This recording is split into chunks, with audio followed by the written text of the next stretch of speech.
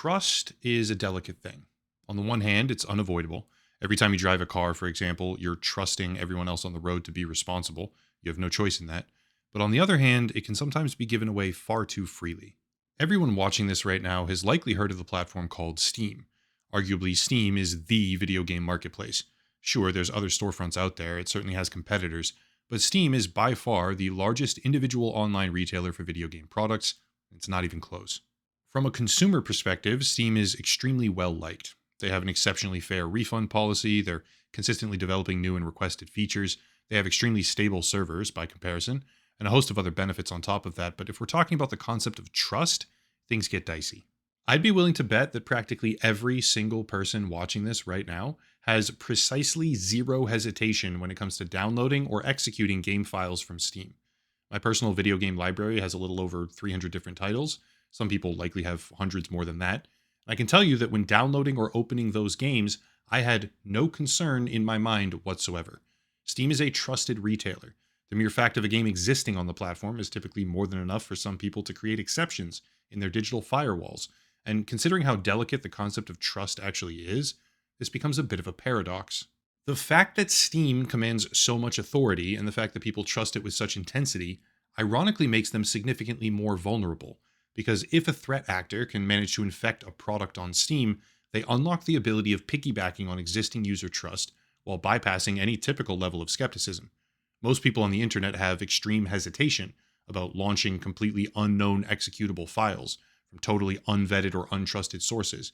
But if you found that executable file on Steam, complete with a publisher name, some artwork, and a couple hundred reviews maybe to boot, well, let's just say that skepticism melts away almost immediately.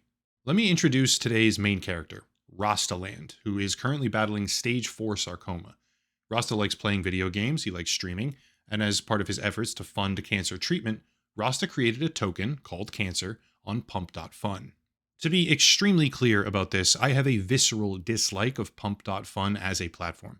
I think it is an overwhelming net negative for society, plagued by scams, crimes, and disgusting behavior. But even the worst platforms in the world can sometimes be used in positive ways. Rosta also has a GoFundMe page. I'm going to put a link for that down below in the description instead of the Pump.fun token. But the purpose here is to acknowledge that even if Pump.fun is a horrible place, occupying the stinking bowels of the internet, sometimes even such a place can be used for good, which make my personal opinions about the platform itself somewhat irrelevant for this video. Anyway, Rostaland, during a live stream on Pump.fun, created his token and was met with a moderate degree of success. He was able to raise over $30,000 for treatments, the token was received emphatically by the community, and things appeared to be going quite well, until someone pursued him to play a particular crypto game, which was offered on Steam, called Block Blasters. The game itself had over 200 reviews, some positive, some negative. It was developed and published by a company called Genesis Interactive. If you did a cursory glance at social media, you would see a few people here and there endorsing the product. Some players were allegedly making large amounts of money from playing as a result of its apparent play-to-earn type crypto model. And without some sort of deeper analysis, the game appeared to be a harmless platformer. You can absolutely make the argument that there's nothing special about it, which would be certainly true. But remember, Rosta was doing a video game stream to fund his cancer treatments. So when a viewer told him that if he downloaded and played this verified Steam game, they would then donate to his cause, well, that's what he understandably decided to do. Here's the problem. A little under a month ago, August 30th to be precise, the game had been modified to include a crypto drainer, which when executed searches browser extensions, harvests account credentials, and siphons off any accessible cryptocurrency to a third-party wallet, which can then be accessed by the attackers. For Rosta, this meant the entirety of the roughly $31,000 he had managed to raise so far, which was immediately stolen after he launched the game, in this transaction right here. I think it goes without saying, but the targeted exploitation of a cancer patient who was crowdfunding treatment options didn't go over too well with the broader community. A collection of cybersecurity experts like VX Underground, crypto forensic tracers such as ZachXBT, and more all came together, and the result was a heartwarming display of how bad people doing bad things don't always get away with them. It wasn't long before the malware sample had been reverse engineered. It turned out that the attackers had left their Telegram usernames visible in plain text, which quickly led to them being contacted. After expressing disingenuous remorse for all of this, the attackers began deleting everything they could, trying to run from their crimes.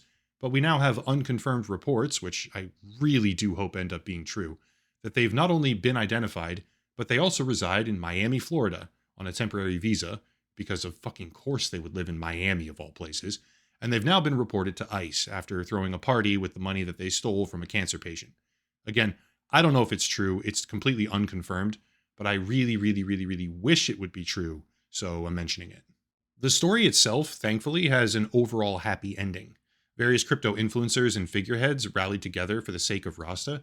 He was gifted tens of thousands of dollars collectively by a multitude of people, with even better prospects now than he had before the hack took place, of funding the treatments that he needs. So it's not really a sad story, but the scary part is that we're only talking about one individual victim right now, who managed to become a rallying point for the entire community.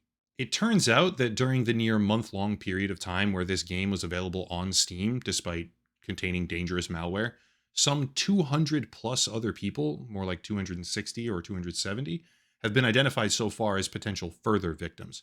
Zach XBT made a claim that roughly $150,000 total had been stolen as a direct result of this. And that's before even talking about the other instances.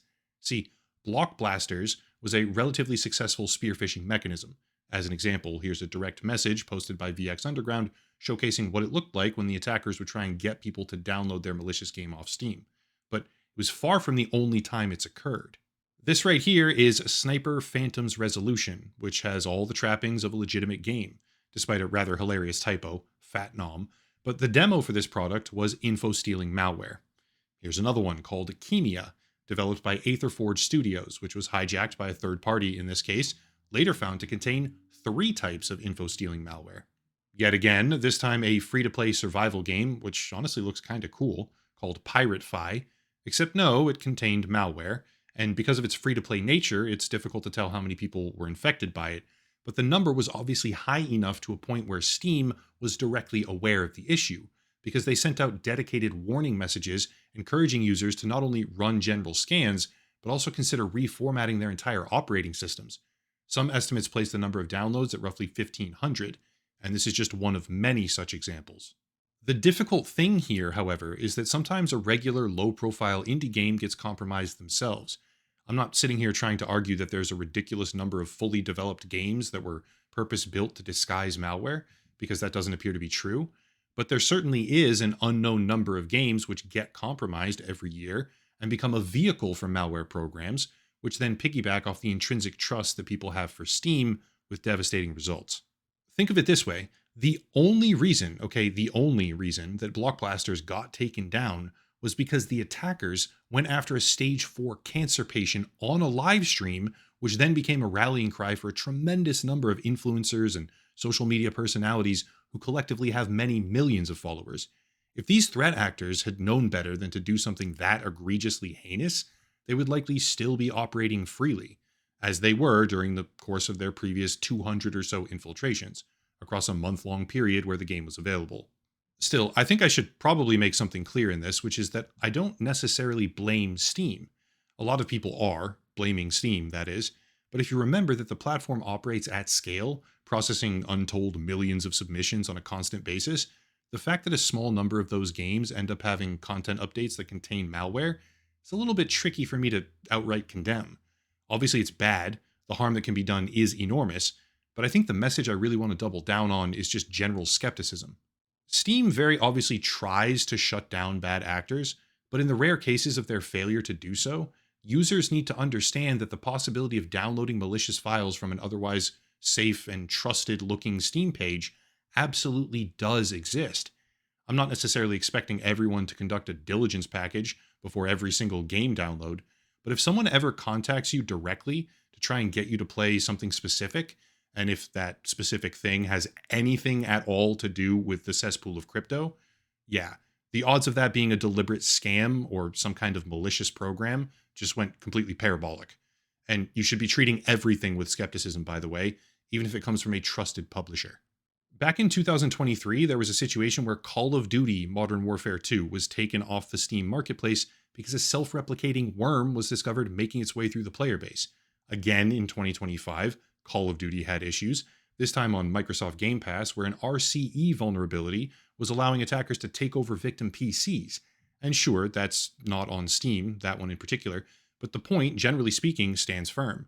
Even if you're potentially downloading something that seems legitimate on a platform that is, historically at least, extremely secure, even if all signs point to the files being safe, there is a very real possibility that they aren't. If you have crypto holdings or sensitive information on a PC, consider using a virtual machine. It's not perfect, but it's a really good step to take. And if it ends up protecting your finances, it's very much worth it, even if there's a cost. There's free ones as well. There isn't a cost necessarily. If the game ever conflicts with your antivirus software as well, which can sometimes happen with legitimate products, be aware that you probably shouldn't blindly give it permissions or shut off defense functions to make it work, because the possibility of something more dangerous lurking inside the files is absolutely real. I'm not trying to fearmonger. Happily, I can say that the story today has a relatively happy ending, at least for Rosta in terms of raising money to pay for treatments. But the idea of being careful when it comes to Steam downloads and cautious with the idea of unverified files, let's just say it's a timeless mentality in the modern digital era. It never goes out of style. In the end, I'm happy to see that Rosta has been supported, and I'm extremely hopeful that the people who stole from him will face proper consequences, but that much remains to be seen. Once again, I have the link to his GoFundMe down below in the description, as well as a couple channel links and special deals, but I'll cut it there and stop rambling. As always, thank you all for watching, question everything, and have a nice night.